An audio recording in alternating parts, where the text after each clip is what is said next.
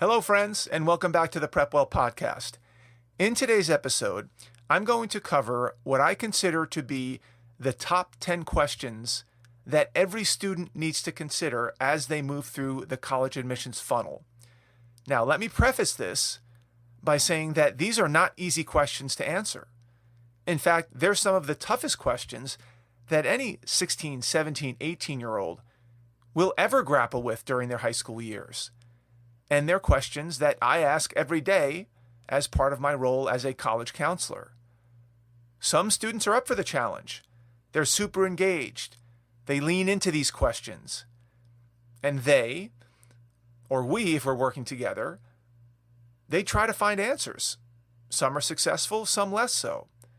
And of course, other students are less engaged. Some don't even know where to begin. They're wildly underprepared or ill-equipped, and just not mature or self-reflective enough to make sense of these questions. And like any good bell curve, most students are somewhere in between. And the whole point of Prep Well Academy is to gradually build awareness week after week until your child is equipped to tackle some of these thorny questions. Some students are ready to answer these questions the summer before high school. That's pretty rare, but it happens. And others are struggling to answer these questions literally weeks before their college applications are due. My job is to ignite this awakening as early as possible. I want all of my prep-wellers by 9th or 10th grade to at least have rough answers to these questions. I don't expect them to have fully formed, perfectly articulated, airtight responses, but I do expect them to have an appreciation for the questions and a curiosity to find answers. Many of these questions should be posed to students as they're entering 9th grade, some later on as they're building their target list of schools, and some should be asked over and over again every 6 months. These questions, in some form or fashion, are built into the weekly Prep Well videos that I send to your child. And the more they listen to the videos and engage with the content and track their progress in their journals, the better off they'll be. But, of course, as you and I know, that's easier said than done. So here is the list of the top 10 toughest questions, with some commentary on each one. And as I go through each question, I'd like you to think about how well your son or daughter would articulate answers to these questions. In fact, after each question, I challenge you to pause the episode and think to yourself, would my child be able to answer this question? Yes or no? And by the way, don't panic if your child would look like a deer in the headlights after many of these questions. Remember, these are not easy. Our job, and when I say our, I mean you as a parent, me as their mentor if they're a prep weller, or if they're one of my private students, is to bring them from clueless, self-absorbed, shallow-thinking teenager to mature, thoughtful, reflective, and forward-thinking young man or woman. From Prep Well Academy's perspective, ideally, your son or daughter should be proactively thinking about answers to all of these questions prior to entering junior year, at the very latest. And notably, there are a handful of questions that needed to be addressed far before junior year, like the question about whether or not they want to be Division I athletes. That needs to happen in 9th grade or even earlier. But as a general rule, your rising junior should have answers, or at least the beginnings of answers, to these questions. And if they don't, you might want to sit them down and walk them through each question one by one to see where they stand. Take a temperature check. You'll be surprised how much you learn from them. And if this is not something that you want to do, or these aren't topics that your child will open up to you about, then schedule a private session with me and I'll do the dirty work and report back to you. So let's move on to the questions. Question number 1. Do you care about what college you go to? And if so, how much do you care? If you don't care very much and you don't plan to put in the time to prepare yourself for college admissions, then keep doing what you're doing. Take your chances and see what happens. Maybe you'll luck out and college will still be an option down the road. Maybe you'll bypass college altogether and go into the workforce, or become an apprentice, or enlist in the military, or go to a local community college. Just understand that this is a bet you're making, and you'll have to live with it. If you care deeply about what college you attend, then take this stuff seriously. Engage with your PrepWell videos. Enroll in PrepWell Academy if you haven't already. Track what you're doing in your PrepWell journal and put yourself on the right path. Now, if you're somewhere in the middle, if you're not quite sure about this whole college thing, then I ask you to keep an open mind and continue to explore your options. Listen to your PrepWell videos and continue to challenge yourself to make a decision. And just understand that the longer it takes you to figure out whether or not you care, the fewer options you'll have down the road. I like to say that you start out with 100 open doors as you enter freshman year in high school. These doors representing your options. And every year after that, if you don't do anything to advance your cause, 25 of those doors will close with every passing year. So by the time you become a senior, if you really didn't do that much to help yourself, most of those doors of opportunity will be shut. Tough question number 2. Are you going to college for the, quote, experience or for the, quote, skills? In other words, are you going to college because it seems like the thing to do, and it looks like a place to have fun and make friends and go to tailgate parties? Or are you going to college to learn real skills that will help you get an actual job upon graduation? There's no right or wrong answer here, but I do want you to be intentional about which camp you fall into. Many students head off to college never thinking about this. They don't even know it's a choice. They just go to college and see where the chips fall. I don't like this strategy. I want you to think about which camp you fall into ahead of time. Will you major in computer science or engineering or data science, where you actually learn skills that can be immediately applied upon graduation at an Apple or a Google or a SpaceX? Or will you be a justice studies major or a communications major, which doesn't really qualify you to do anything in particular on graduation? I'm not suggesting that one path is better than the other, but you should have an appreciation of how your choices in college, in particular your major choice, may affect your life immediately after college, and beyond that for that matter. Are you more interested in fraternity and sorority life, or finding compelling internships and research projects? Are you looking forward to getting wasted 3 or 4 nights a week, skipping morning classes, and playing frisbee on the quad in your Birkenstocks? Or starting a crypto NFT club, or submitting your startup idea to the business plan contest? Essentially, how seriously are you planning to take college? Are you going because it's what's expected of you by your parents or society? Or you want a 4 or 5 year vacation?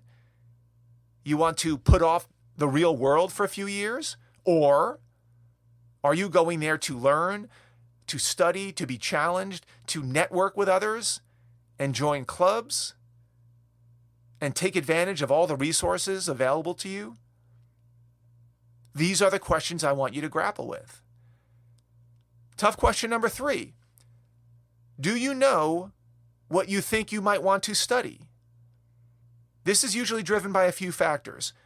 Do you have a preferred major that you've thought through? Do you have any career aspirations? Do you have an industry that you gravitate toward? A certain work environment that you enjoy? A particular function or role within an organization that suits you best?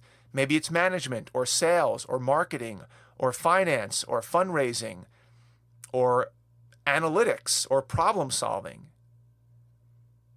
And if this is too much to process, let's try something more broad. Like, would you prefer to study humanities or STEM topics? Humanities would include majors like English, history, philosophy, sociology. They come with a lot of reading and writing. And STEM topics would include things more like the hard sciences, computer science, engineering, biology, math, physics. Which path resonates with you more?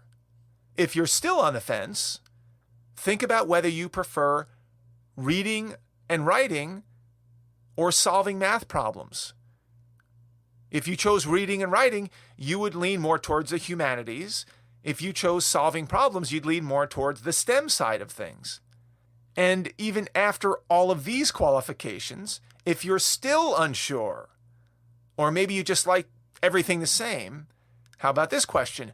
Do you prefer letters or numbers? The former, that is that you prefer letters, would suggest humanities, and the latter, that you prefer working with numbers, would suggest STEM. By the time you're a junior in high school, you may not know exactly which major would be best for you, which is okay, but you should have an idea, at least directionally, which way you're headed. Tough question number 4. How challenged do you want to be in college? Do you want to be scratching and clawing to get ahead in a super competitive environment, whether academic or athletic? Or would you rather be a big fish in a small pond, where there's more breathing room and less stress?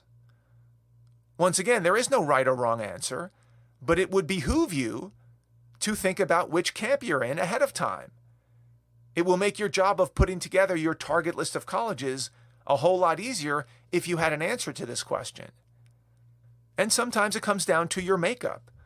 Are you a relentless competitor with big ambitions who wants to shoot for the absolute highest level in everything you do, even if it means working round the clock, sacrificing your leisure time, or putting your body through tortuous workout sessions? One of my sons was faced with this very question. As a heavily recruited water polo player, he was deciding from among Stanford, UCLA, Harvard, and the Naval Academy. Stanford and UCLA, perennial water polo powerhouses, were in similar camps. If he were to go to one of these schools, his life would be focused on water polo, basically 24/7, 365. The competition would be fierce. There's pressure to win championships every single year. The coaches are looking to build future Olympians. And the physical demands would be significant. Harvard and the Naval Academy, on the other hand, aren't under the same type of pressure to win every single year. Now, they get high-quality recruits, and their programs are very competitive, but they're not expected to win national championships every single year. Your life as a Harvard student or Naval Academy midshipman will, of course, have its own type of pressures, but they will not be focused 100% on water polo. There's a little bit of breathing room. And as a water polo player who could play at Stanford or UCLA, maybe he will be a bigger fish in a smaller pond going to the Naval Academy. Time will tell. There are no guarantees, but these are the types of distinctions you ought to be making. Tough question number 5. How much do you care about rankings and brand name and prestige when it comes to your college? If you do care about these things, and you have what it takes, or you think you have what it takes, to be a competitive candidate, starting in 9th grade, you better buckle up because you're in for a ride. Getting into a highly ranked school, a brand name school, a prestigious school, an Ivy League school, a near Ivy League school, is not something that happens by accident. It happens on purpose. Admissions has become so competitive for so many reasons that I won't enumerate here. I've covered it in many other episodes, that you will have to start very early, do nearly everything right, and then hope for the best. if this describes you, you should be eating, drinking, and breathing everything that I say every week in your Prepple Academy videos, especially if you're in the Ivy or the Athlete program or both. In those videos, I give you the step-by-step roadmap to make this happen. Now, of course, it's up to you to find your way, to put in the work, to execute, and position yourself for success, but PrepWell will definitely help. If you don't care so much about rankings or brand name or prestige, and you just want to find the best fit college, quote unquote, no matter the trappings, then you may find yourself under less pressure. This can be good and bad. Getting admitted might be easier at a lesser known school, which is good, but the price of attendance may not be that much less than its more prestigious counterparts, which is not so good. If it costs $90,000, $95,000 a year to attend a highly ranked and prestigious school like a Harvard or a Yale, you might be able to justify that because of the brand recognition around the world of those schools. But if it also costs $90,000 or $95,000 a year to attend a less well-recognized school like Middlebury in Vermont, for example, then are you really getting your money's worth? Tough question number 6. Do you want to play Division I sports in college? Or even Division II or Division III for that matter? This is one of the more time-sensitive questions. I referenced this question earlier by saying that it should be answered much earlier than 11th grade, ideally in 7th, 8th, 9th grade, depending on the sport and how good you are and the competitive landscape. And I've put out many podcast episodes on this subject. The bottom line is this: with rare exceptions, you should decide by 9th grade-ish whether you intend to pursue a Division I sports experience. For Division II and Division III, you have a little bit more time. But with Division I, things really need to start moving by 9th grade, if not earlier. So ask yourself this question. And if your response to the question of, do I want to play Division I sports in college is, well, I guess so if I get recruited, that's basically a no. This type of passive approach to the process, with some hope that college coaches will randomly begin recruiting you without you putting in any effort, is just a non-starter. Tough question number 7. What will make you stand out during the college admissions process, assuming you're applying to highly selective schools? Now, this is a loaded question, but one that I have to ask every single student who claims that they want to get into one of these highly selective schools, because this is how you will get admitted to a very competitive school. Now, if you're a highly sought-after athletic recruit, then you've answered my question. Your athleticism and being on the coach's preferred admit list will help you stand out. But what if you're not a recruited athlete? Well, then you have to go down the list of institutional priorities that colleges are desperately trying to manage under unrelenting pressure from all kinds of stakeholders. So you have to think to yourself, are you LGBTQ+? Are you a first-generation college student? Are you a person of color? Are you the child of a faculty member? Have your parents donated $20 million to the school? Are you from an underrepresented minority group? Are you from an underrepresented state or country or territory? Are you the son or daughter of a celebrity or politician or head of state? Do you have an unconventional sexual orientation? Are you pursuing a unique major, like medieval architecture? Are you nationally or internationally acclaimed at something, in art, in music, in business, in social activism? Have you distinguished yourself in some domain that really cuts through the clutter? That is the question you'll have to ask yourself. If your answer to this question is that you're smart, meaning that you get all A's in school, that you've taken AP and honors classes, which bumped your GPA over a 4.3, that you've been involved in a lot of extracurriculars, like school clubs and student government, that you play a varsity sport, that you had a part-time job at the yogurt shop on the weekends, and that you've done 126.367 hours of community service, then you're really not answering the question because you're not really standing out. I know this sounds kind of harsh and rude because you've worked so hard and performed so well, and often wondered to yourself, well, what more could I possibly do? The problem is that there are a lot of people applying to college, and tens of thousands of other students have done precisely the same thing, give or take.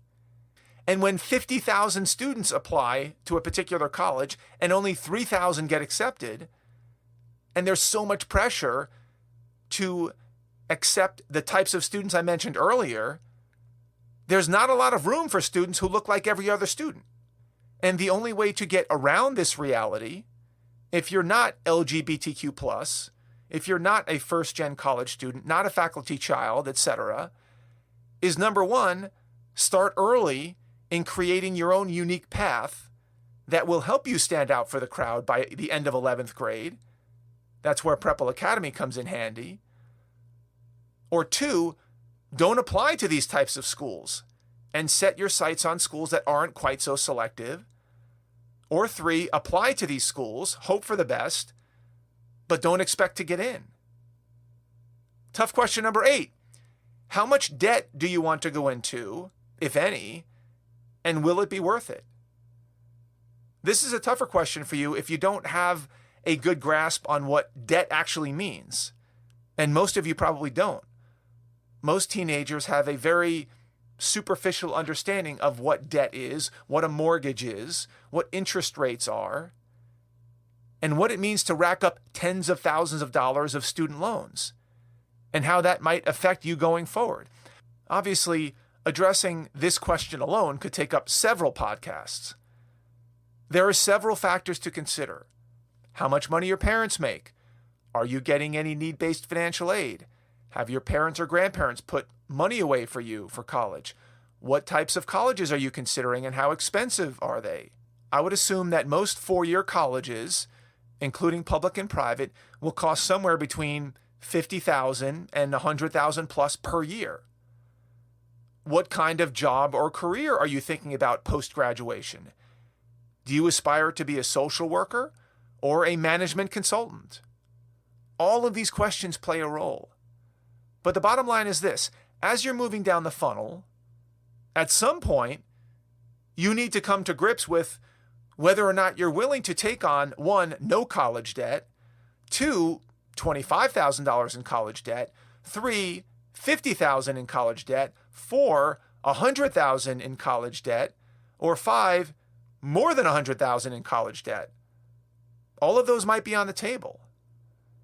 Now, one might argue that it's worth taking on $100,000 in student loans if it means that you're going to Harvard with the ultimate goal of becoming a McKinsey consultant. If you make good on that goal, which may be well within your grasp, then the $100,000 in debt would quickly be paid off, and presumably you made the right call. However, if you take on $100,000 in debt and go to Middlebury College, as I referenced earlier, a fine liberal arts college in Vermont, with the express goal of becoming a second-grade teacher or a social justice freelance journalist, then the math doesn't add up as well. This is certainly a question that you should bring your parents in on and have that open debate. Tough question number 9. Do you have a safety school that you love and would be very excited about attending? Now, this is obviously a question that comes a bit later in the process, the latter part of your junior year as you're building your target list of schools. And given the opaqueness of college admissions these days, and its lottery-like nature, especially for certain demographics, I strongly encourage you to find a safety school that you absolutely love and that you would really enjoy attending. That may take some time to get to this point and to find that school, but it'll be worth it. This strategy inoculates you from the potential disappointment and regret and stress of potentially getting shut out of most, if not all, of your reach schools and even many of your match schools. If, as these dominoes start to fall, you don't really have a viable backup school, meaning you just added a few safety schools at the last minute with little or no thought, you're not going to be happy. You're going to feel trapped, and as if you're being forced to go to a school that you never wanted to go to begin with. If, on the other hand, you take some time to find a few safety schools that, although not perfect, or maybe what you exactly dreamed of, still make the mark, then you'll be a lot more content no matter what the results of your other college admissions decisions. There are plenty of safety schools that would be just great for you. You just have to adjust your mindset in order to see the good in them, instead of obsessing about this reach school or that lottery school or this match school. If you get into the college of your dreams or a great match school, awesome. Just move on with your life. If, however, things don't turn out as planned, please have a backup plan that you're excited about ahead of time. Tough question number 10. Have you thought about your life's trajectory? Do you plan to go right to work after undergrad? Do you plan to take some time off? Do you think you might apply to grad school, jump right into the private sector or the public sector? What kind of career or lifestyle do you imagine having? This obviously is a pretty heavy question, and not one that many teenagers have thought through. Mostly because no one's ever asked them or challenged them to think about this in any meaningful way, and that's okay, but I still think it's an important one to think about. I love to ask this question because within about 5 or 10 seconds, I can tell how much thought has gone into this. Usually it's not a lot. And that's when I start to ask probing questions to see what your thought process is like. Why do you have no answer to this question? Have you not thought about it? Do you not know where to start? Are you just paralyzed by too many choices?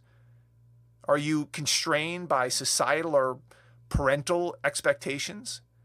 Do you not know what your options might be in the future? Whatever it might be, it's important that you're asked this question and you try to articulate an answer.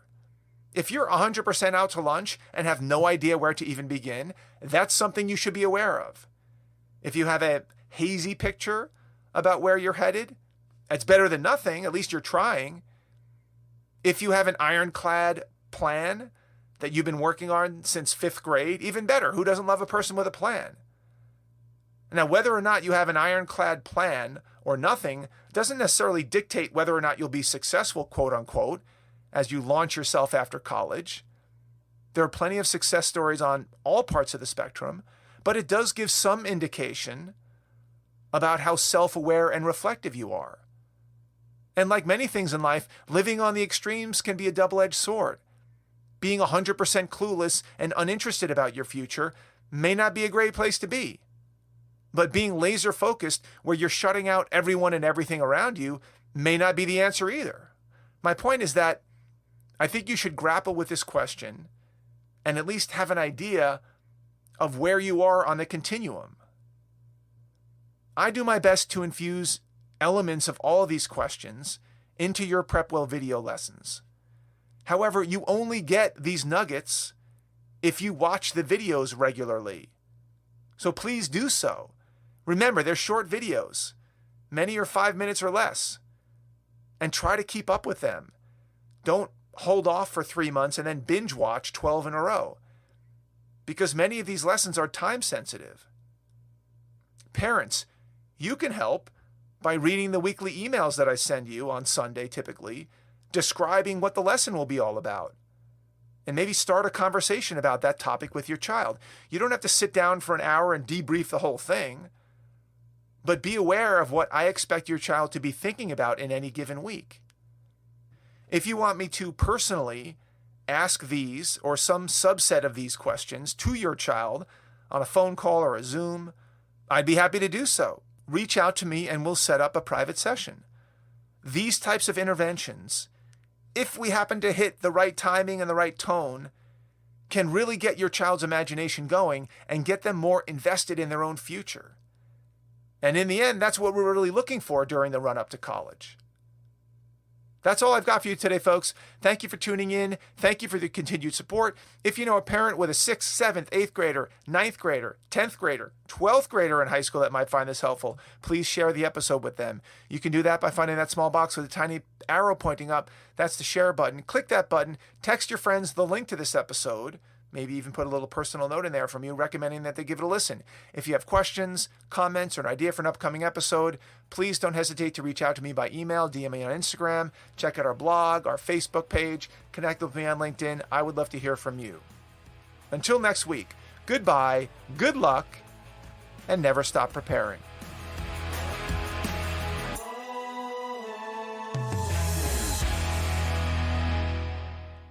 This podcast is brought to you by PrepWell Academy. PrepWell Academy is my one-of-a-kind online mentoring program that delivers to your 9th or 10th grader a short, highly relevant video from me every week, every Sunday in fact, where I give them a heads up about what they should be thinking about to stay ahead of the game. To get these valuable lessons into your child's hands, please head over to prepwellacademy.com and enroll your child today.